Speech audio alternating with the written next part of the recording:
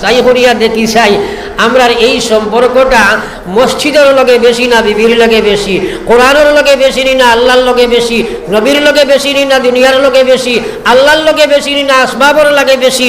ও কথা নিজে তোরা পরীক্ষা করলে দেখা যাইব এই পর্যায়ে আমরা ইমানের দাবির মধ্যে সাহাবাই কেরাম ইমান সম্পর্কে ভয়ভীতির মধ্যে আসলাম। আমার ভাই ওখানার বুজুর্গ খাল আজ মুসলমানে মদ খাইয়া ইমানের দাবি করে, নমাজ ছাড়িয়া ইমানের দাবির মধ্যে আসে, চুরি চামারি করিয়া ইমানের দাবির মধ্যে আসে, ড্রাগস খাইয়া ইমানের দাবির মধ্যে আসে, সুরত বদলিয়া ইমানের দাবির মধ্যে আসে, সিরত বদলিয়া ইমানের দাবির মধ্যে আসে, মিডিয়ার মধ্যে আপনার অনলাইন মার্কেট আপ ডাউন করিয়া ইমানের দাবির মধ্যে আসে, বেপর্দা বেহায়া হইয়া ইমানের দাবির মধ্যে আসে, যার কারণে জমিন আপনি আমি লাঞ্ছিত বঞ্চিত অবদস্থ মুসলমান। পড়ো একবার লা ইলাহা ইল্লাল্লাহ, জোরে লা ইলাহা ইল্লাল্লাহ, সারায় লা ইলাহা ইল্লাল্লাহ, লা ইলাহা ইল্লাল্লাহ মুহাম্মাদুর রাসূলুল্লাহ। একবার পড়ি না সাল্লাল্লাহু আলাইহি ওয়াসাল্লাম। ইয়াকিনের মধ্যে বেরাসলা ইল্লাল্লাহর জিকির করতে সময় কিছু জাম করে বেশ বার হয় না। আর প্রায় সময় হুনাইন জমাতর বাইনতে মসজিদে বইয়া বয়ান করেন, কইন লা ইলাহা ইল্লাল্লাহ যদি এক ফাল্লাত তোলা যায় আর সাত আসমান জমিন যদি এক ফাল্লাত উঠানি যায় তে লা ইলাহা ইল্লাল্লাহর ফাল্লা ওখান বাড়ি হইব। বয়ান শুনছেন নি? তোরা আগে করে ডাইনে বাবু এক কেছেন শুনইন নি? এটা তো খানে দিয়ে শুনইন একিনো হামায় না, বুঝো আয় না, এর কারণে এটা মাত্র আমরা দাম দেই না। এর অর্থ কিটা দুনিয়ার ফাল্লা ওখানে তুলিয়া লা ইলাহা ইল্লাল্লাহর কাগজ আর যদি আপনার 50 গ্রামের হি লেবু তুলো তে হবু বাড়ি হয়ে যাব না? মাথন না খেনে তেও বেটার মাথে আর ওখানে ঠিক হইল মাথো না হইছে নি? কিন্তু মাঠ ঠিক আছে, মাঠটা হইল বুখারী শরীফের হাদিস। মাঠ ঠিক আছে, আমরা বুঝর গন্ডগোল এটা তো বেজান শুনি বইলেও মানুষে আপনার ইমানের দাওয়াত গিয়া ইমানের বয়ান করতেও কইন লা ইলাহা ইল্লাল্লাহ যদি এক ফাল্লা তোলা যায়, সাত আসমান সাত জমিন যদি এক ফাল্লা তোলা যায়, লা ইলাহা ইল্লাল্লাহর ফাল্লা বাড়ি হয়ে যায়। জমাতের ভাই আইনতে বয়ান করেননি? আরে সারাই মাত্র নাকি মাতালা চাও কি? হা না কই আর নাই, ওয়াজ বুঝবা ইচ্ছো নাই, হা না কই ওয়াজ বুঝাইবার চেষ্টা করবো, শুনাইবার নাই। মাগরিব থেকে লইয়া আসা পর্যন্ত প্রচুর বয়ান শুনছ, আমলও আইতো না, কারণ আমরা এই ডিপার্টমেন্টও নাই আর বুঝারও চেষ্টা করি না। একটা জিন্দেগি শুনলাই লা ইলাহা ইল্লাল্লাহর ফাল্লা আসমান জমিন বাড়ি জিকাইলাই না বেটারে বলে এখান তো যদি আপনার 50 গ্রামের হি লেবু বা দিয়া বাই উঠাই তো হকু বাড়ি হয়ে যাব, খিলা হইল। এখানে বুঝার দরকার আছে নি না নাই? মাতই না করে বুঝার দরকার আছে নি না নাই? আল্লাহর নবী বিশ্ব নবী মুহাম্মদুর রাসূলুল্লাহ ফরমাইন, হাদিসে ভাগ নবী যে ফরমাইরা কিয়ামতের ময়দানে যেদিন আমরা নিয়ে হাজির করা হইব, ওই সময় বন্দার সামনে তার নামায় আমল বার করে দেব হইব। মুসলমান বন্দার সামনে তার নামায় আমল বার করে দেব হইব। তার চকুর দৃষ্টি যতদূর পর্যন্ত যাইব তখন পর্যন্ত তার আমল নামাল আমার বিস্তারিত থাকবে। মুসলমান আমার আল্লাহ পাক রব্বুল আলামিন গোলামরে জিজ্ঞাসা করবা, বান্দিরে জিজ্ঞাসা করবা, হে গোলাম বান্দি আমার ফরিস্তায় যে লম্বা লিস্ট তোমার সামনে, তোমার চকুর সীমা যতক্ষণ দৌড়ার, যতক্ষণ তোমার চকুর দৃষ্টির সীমা শেষ হয়েছে অত লম্বা লিস্ট লিখিয়ে রাখছেন তোমার জীবনের খরচার হিসাব। তুমি যা কিচ্ছু করলে ফামান ইয়ামাল মিসকালা যাররাতিন খাইরান ইয়ারা ওয়া মান ইয়ামাল মিসকালা যাররাতিন শাররান ইয়ারা। হে গোলাম সড়কের খান্দাত বইয়া রাত 12টা পর্যন্ত ফেসবুকে তুমি অনলাইনে যেন কারবার করছলাই, আপনার রাত 12টা 1টা পর্যন্ত তুমি নাফরমানির মধ্যে লিপ্ত ছিলাই। হে আল্লাহর বান্দি বাপ সারিয়া বাই সারিয়া বিবি সারিয়া মা সারিয়া ঘরের পিছে গিয়া অনলাইন মার্কেটও তুমি অজানা অজান্ত ছেলের লগে কানেকশন জুড়িসলাই। কসম খুদার তোমার নামায় আমল সব কিছু লম্বা লিস্ট কিয়ামতের ময়দানে ফেরেশতায় নিয়ে হাজির করবা। আল্লাহ কইবা গোলাম কওসাইয়ের মধ্যে তুমি কোনো অস্বীকার করতে পারোনি, আমার ফেরেশতায় তোমার উপরে কোনো জুলুম করছেন না, সব কিছু লেখছেন, তুমি একবার দেখো চাই। ফেরেশতার খোয়ার বাদে আল্লাহর গোলাম বান্দিয়ে তার লিস্টিকান দেখবো, লম্বা তালিকা দেখে কইব আল্লাহ আল্লাহ তোমার জাতর কসম খাইয়া কইয়ার একটা কামও যা বাদ করছি তাও ছাড়া নাই, একটা কামও যা বালা করছি তাও ছাড়া নাই। তখন আমার আল্লাহ পাক রব্বুল আলামিন কইবা তোমার ছুটিবার কোনো লাইন আছে নি দেখো চাই। বন্দায় কইব ও আল্লাহ আজ তো আমার ছুটিবার কোনো রাস্তা নাই।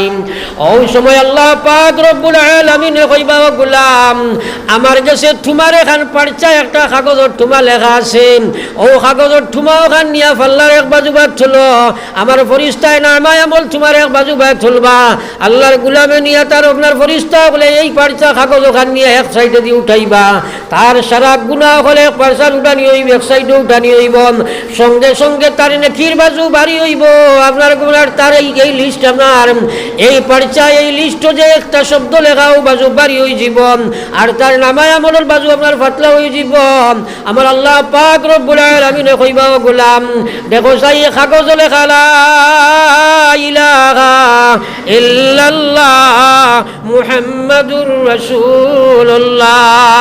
আমার বিশ্ব নবী দুনিয়াত ওয়াদা দিয়া ইসলাম যার কাছে লা ইলাহা ইল্লাল্লাহ হাসাল করে লইয়া আইতে পারবো।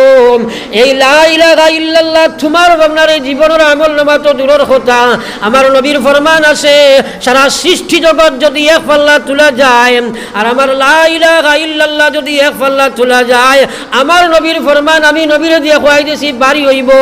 সুতরাং আজ যদি সৃষ্টি জগৎ এক পাল্লা উঠানি যায় আর এই যে লা ইলাহা ইল্লাল্লাহ তুমি ইয়াকিনের সহিত ফড়িয়া তোমার রাখলাই, আজ তোমার লা ইলাহা ইল্লাল্লাহর পাল্লা বাড়ি হইছে, আজ প্রমাণিত হইল দুনিয়ার সেই বয়ান ছিল মুসলমান। একবার কও না সুবহানাল্লাহ।